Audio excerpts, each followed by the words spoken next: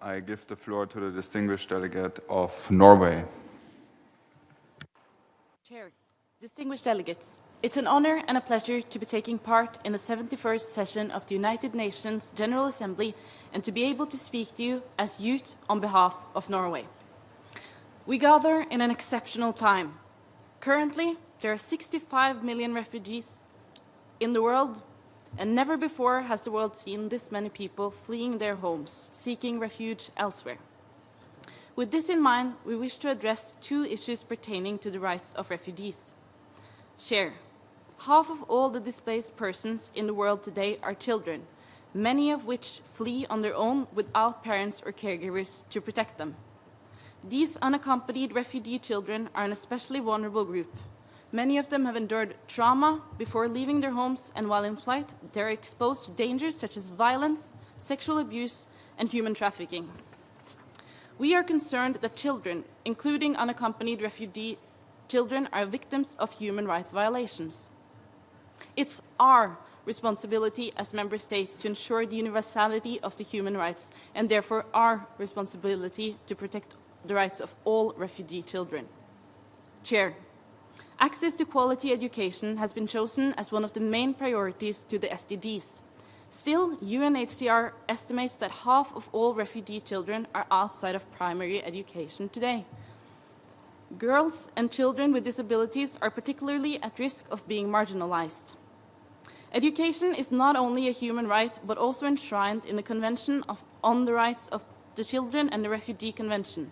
In times of displacement, education is essential to allow children to live meaningful lives.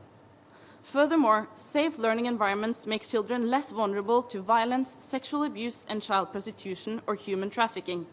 It is therefore of utmost importance to ensure that refugees have an access to an education. Chair, we urge all member states to endorse UNHCR's With Refugees demands to ensure that all refugees get an education and a safe place to live.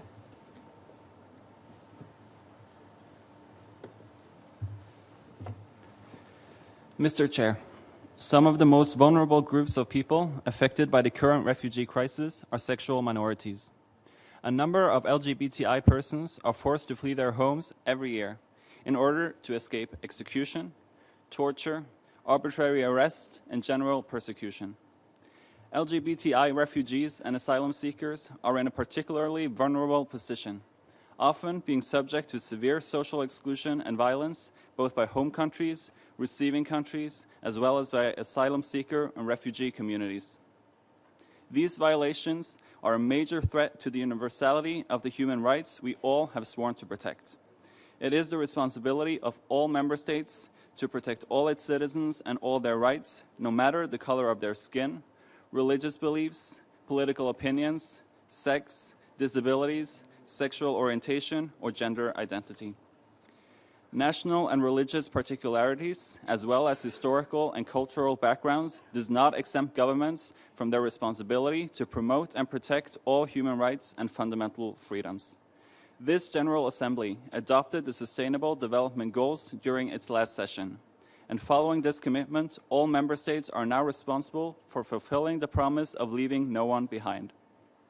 The implementation of the SDGs needs to take into account the voices of the people who, because of their sexual orientation or gender identity, have historically been excluded.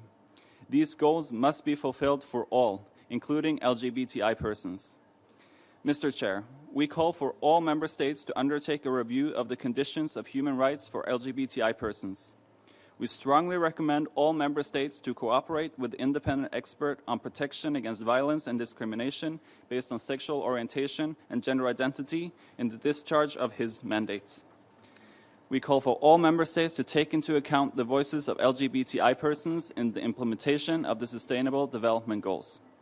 Mr. Chair, including the perspectives of youth in meeting the challenges of the current refugee crisis is of utmost importance. Youth are not only the future, youth are the present. Thank you. I thank the distinguished delegation of Norway for their statement.